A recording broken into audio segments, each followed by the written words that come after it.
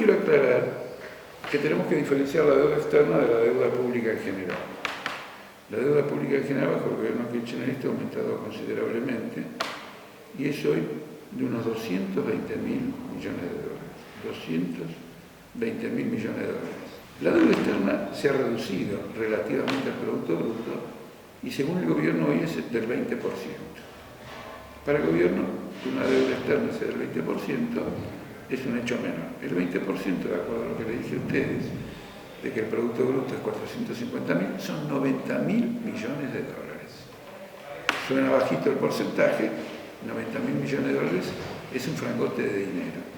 ¿Cómo bajó el gobierno la deuda externa al 20% del PBI? Lo bajó recurriendo a los dólares acumulados por la ANSES y por el Banco Central. Es decir, que le pagó al usurero internacional y le enchufó la deuda a organismos internos. Y dice que no tiene ninguna importancia porque es una deuda interna del Estado. No es una deuda interna del Estado. La ANSES no es del Estado. La ANSES es de los jubilados. La ANSES es de los trabajadores que aportan a la caja de jubilaciones. Si el gobierno dice que no tiene la menor importancia porque es una deuda intraestado, está anunciando que no la va a pagar. Y efectivamente el primero que no está pagando la deuda es el gobierno, porque cuando vencen los bonos que tiene el ANSES, los renueva y piensa renovarlo hasta el siglo de los siglos. Es decir, que no lo va a pagar absolutamente nunca. Se ha pagado la deuda externa en una determinada proporción a costa de confiscar el ingreso de los jubilados.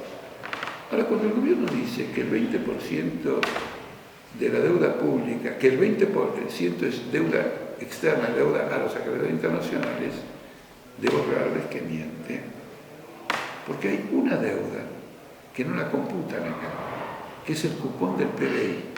Es un premio que se le dio a los acreedores internacionales que ingresaron a la renegociación de deuda que se hizo en el año 2005.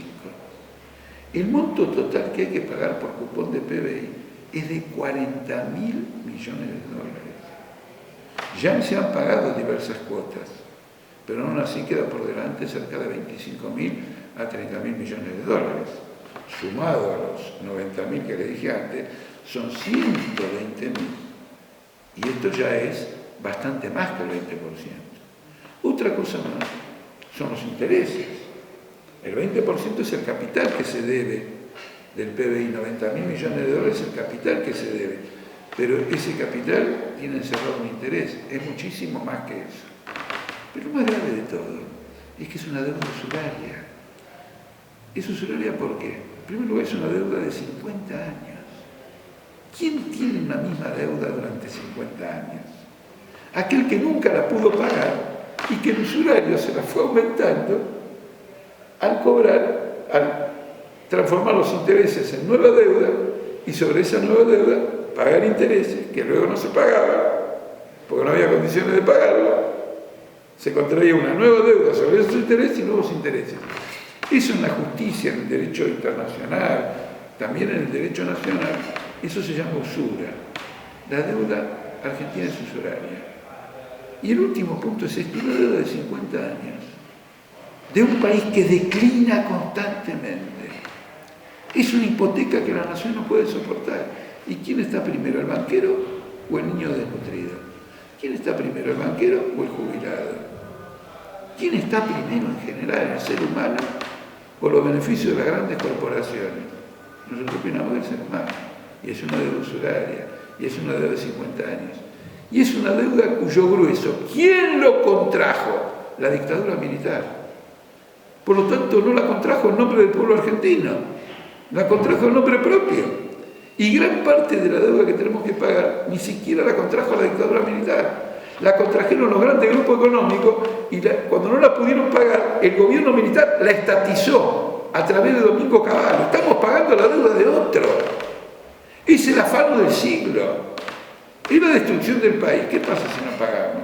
No pasa absolutamente nada. Y les voy a explicar por qué no pasa. Estamos en el 8º año de la crisis mundial.